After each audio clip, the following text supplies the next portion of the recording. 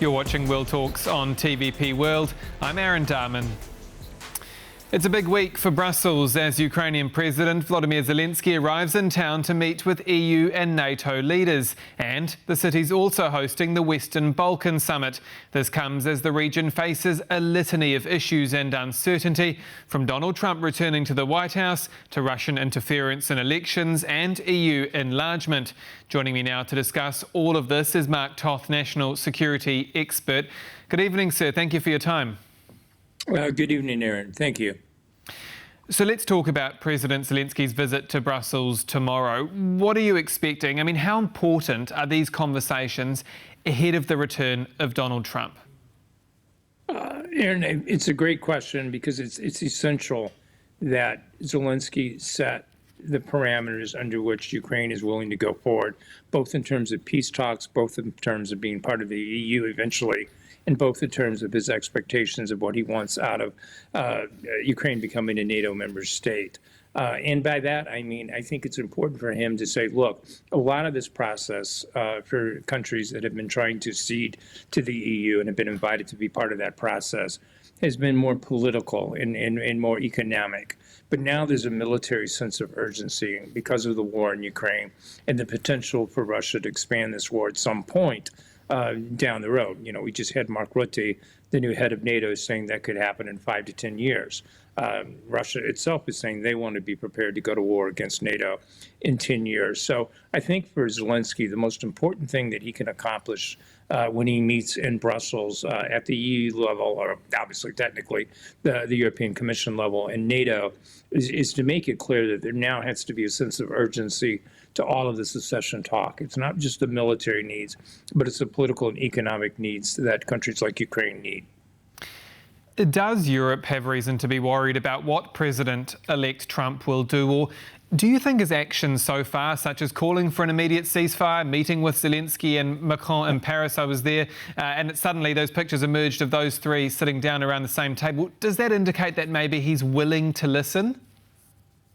Yeah, I think in terms, as I mentioned on TVP World before, you really have to look at Trump behind closed doors to understand what he's getting at.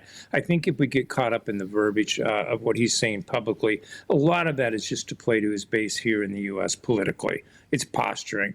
It also is his, modus operandi, if you will, of creating chaos in his negotiating stances, keeping everyone off balance because he thinks in that kind of mode of negotiating that he can get the best deal. But I think if you look at some of the key people that are surrounding Trump at this point, that includes John Radcliffe, who will be his CIA director, Mike Waltz, who will be his, his closest day-to-day contact, is his director of national intelligence, and even Marco Rubio.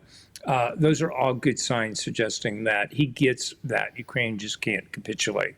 And then certainly, as I mentioned, we did an in-depth discussion here on TVP World about General Kellogg, that General Kellogg himself gets that. Here you have a former lieutenant general of the U.S. Army. He's going to be that chief envoy between the Ukraine, U.S., and Russia, and he's not going to be fooled either. And he's already laughed off several comments of Russian politicians and oligarchs, et cetera, saying that basically Trump should be prepared to capitulate everything in Ukraine. Now, we're also seeing a developing story this afternoon of Polish Prime Minister Donald Tusk sitting down with Volodymyr Zelenskyy. How significant is a meeting like that taking place in Lviv, in Ukraine? And with Poland soon taking over the EU rotating council presidency, how key do you think Poland is to discussions around peace in the region? In my estimation, I think Poland is probably the most key player. And I say that for several reasons. One, you've taken the lead since the beginning days of the war in terms of supporting Ukraine, your country more than any other country at this point. And I'm not minimizing the Baltic states or Finland, but you've led the way in terms of recognizing the long-term threat that Putin represents to Western Europe, and I think that's critical. I think there's an opportunity here, and while it's not exactly apples and apples, there are some comparisons here to be made that, Poland, in terms of acceding to the leadership of the EU, can take advantage of the situation and make this argument that just as Iran overbit in terms of what it was doing against Israel with Hamas on October 7th, with Hezbollah bombing the northern parts of Israel, that ultimately led essentially to the destruction of Hamas, the destruction of Hezbollah, the loss of their influence in Lebanon, and as well as the fall of Syria in parts and IRGC influence there. Poland can bring that same kind of approach to Russia, to the Balkans, to the Caucasus, ultimately even to Georgia in terms of supporting the protests that are ongoing in Tbilisi. And so from that standpoint, if Tusk, and I think he does, and I think he sees the threat, if he can realize that here's a chance to say to Putin, just like Khamenei and Iran miscalculated, and October 7th became the beginning of his end, ultimately Putin's invasion of Ukraine can be the same thing. If Tusk says, hey, we're going to do the same thing, not necessarily militarily, I'm not calling for war, but they can do it politically. They can do it by the EU supporting these countries, be it, Bosnia, Montenegro, Albania, especially since Albania is one of those countries that left the CSTO, the Russian Defense Alliance. So plenty of opportunity here, and it's an important meeting between Zelenskyy and Tusk, and I hope they pursue that avenue because there's cards to be played here. What can European countries do more to ensure Ukraine not just feels supported on the battlefield, but supported in those peace talks? We've mentioned now this meeting with Donald Tusk today. Tomorrow, Volodymyr Zelenskyy is in Brussels. Is it about bringing Ukraine as close as possible to the EU and NATO without quite that accession of membership? Right. From my perspective, it's a great question because there's several ways of answering it. But from my perspective, I think what the EU really needs to be doing now is realizing that the security of Ukraine ultimately is the security of Europe.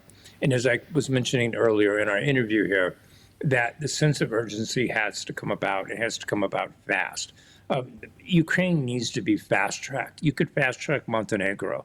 You could start to fast-track Albania. The timeframes of countries acceding to the EU, based on non-wartime situations is one thing. But Europe, in effect, is at war, and it's got to defend itself. So from that standpoint, yes, there's a dual track here. Europe needs to be it needs to be doing all that it can do to support Ukraine militarily, strengthen its negotiating hand, make it clear to Trump and the incoming administration that if the U.S. doesn't support through NATO Ukraine's military efforts, we will. But at the same time, I think they can give oxygen to Zelenskyy and the Ukrainians fighting this war by saying we're going to try to fast-track EU and we're going to be supportive of getting into NATO sooner as opposed to later. I mean, I don't know what more Ukraine could do in terms of NATO itself. It really has been fighting NATO's fight. Not that NATO's an offensive country, but it's been defending Europe. And I think it's time that the West reward that. Do you feel like that NATO and EU membership could happen for Ukraine, or those talks can happen at the same time that peace talks are going on? Does one have to happen before the other? Does peace have to happen? And then we can consider in the current context that would be a path that Europe and NATO could follow, or does it have to happen first?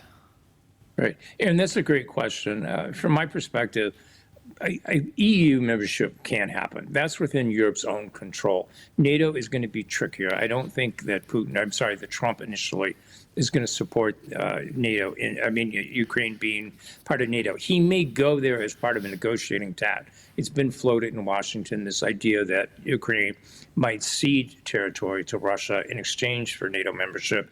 But I think we need to take a wait-and-see approach to see if that's exactly what gets offered when Trump comes to office on January 20th. But what is in control right now of Europe itself is that EU accession. And I think it would be politically smart, astute, and ultimately military smart for the EU to go ahead and say, look, we need to get Ukraine in sooner as opposed to later, and tomorrow is better than yesterday. And on that point, I mean, we talked about a little bit earlier the Polish EU rotating presidency.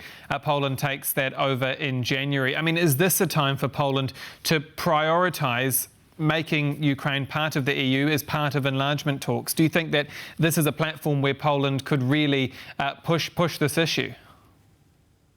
They absolutely need to. I mean, we've just had Hungary in this role, which has not been helpful. Orbán is obviously more closely aligned, at least to Russian interests and how this all plays out. Tusk can take an important leadership role, and I believe he will. I think if you look at everything that your country has done, your GDP in terms of defense spending approaching 5%, the fact that you're creating these new NATO command structures, missile sites on your territory, the fact that you've developed a technology center in conjunction with NATO to learn from the war in Ukraine, what's happening on the battlefield, all shows that Poland gets it. And that's why, when I look at it in total, I think Poland is that driving force, and it's opportune, and it's great, and it's at a good aligning of the stars that Poland now finds itself in the driver's seat of the EU. And absolutely, if I'm Tusk, I'm making Ukraine be acceding to the EU my number one goal, and trying to get everyone to accelerate that timeline and get the deal done. Now, as we talk about EU enlargement, if we just sort of come out a little bit from Ukraine, I mean, in October, Prime Minister Tusk, he visited Belgrade. He told President Vučić, quote, during the Polish presidency, EU enlargement and the closest possible cooperation with Serbia will be my priority. How important is it for Poland, for the EU to convince Serbia, and not just Serbia, but other countries on that eastern flank, to turn away from Russia and go towards the West? Is that possible in your view? Likely not. Serbia is probably the toughest nut to crack. I mean, just the other day, Casper Veldkamp, who's the foreign minister of Holland, came out and said that Holland intends to block the next step. And for people that may not be familiar with it, there are approximately, don't hold me to this, 33 different discussions that have to take place. They're called clusters, but basically they're negotiating clusters that they agree to different aspects of what it's like to be in the EU. And so as you march along that progress of negotiating those deals, Serbia is early on in the process, and they're running into obstacle. So obviously, Vučić is the head of Serbia. In the past, has made a lot of pro-Russian statements. I don't think that's going to play well in Western Europe. And I get, I understand why, from an Eastern Europe standpoint, especially the Balkans, that it would be useful to get Serbia into the fold. But I just don't think Vučić is willing to go there. But, it's worth an effort on Poland's part to see if they can't make that happen, or at least, bring about forces inside of Serbia that realizes that's the way. But I would only add, I just saw a recent poll that roughly only a third of Serbians support joining the EU. So I view that as a very heavy, heavy lift. And just lastly, throwing a couple of other names in the mix, the likes of Albania, Montenegro, Bosnia, Moldova. Is it pivotal for those types of countries to start looking more towards the West and away from Moscow? It is. The two that really intrigue me the most are Moldova and Albania, because here you have two countries that were part of the Russian Defense Alliance in the East, the CSTO. Albania formally rejected it. You've just had Moldova itself vote, after heavy Russian disinformation and interference in an election, that they want as a people to join the EU. I think those are important assets to pick off, because ultimately the security of Eastern Europe is also going to hinge on the security of the Black Sea. And to the extent that you can include Albania in that, Moldova in that, continue to keep Ukraine strong in that, support what's going on in Tbilisi and the Georgia protests, then you can negate Russia's influence in the Black Sea region, as well as, its ally at this point in Chechnya, which still continues to support the war effort in Ukraine. So I think it's a smart approach, and I hope that they'll get accelerated. Now, because of the size, the scale, and just, there's only so much time to do X, Y, and Z, I have a feeling they're not going to go to the top of the list, but I think they should be part of the overall strategy. As I said, I really do think, maybe the best parallel way to put this for viewers is to think about what the United Nations was in terms of the North Atlantic. It really is that kind of vision that's needed in Eastern Europe to say, look, some of these countries aren't yet there yet. They're not going to meet every qualification that we would traditionally require in peacetime. But this isn't peacetime. It's, in effect, wartime. And we need to have this be more of a visionary approach to getting these countries into the EU sooner as opposed to later, and deal with the growing pains as need be. That's far better than simply leaving them out there as assets eventually for Putin to pick back up, intimidate, or if not invade. National security expert Mark Toth, thank you again for your time. Pleasure, Aaron. Good evening. And that's this edition of World Talks here on TVP World. Do stay with us for more interviews and analysis. I'm Aaron Darman. Goodbye for now.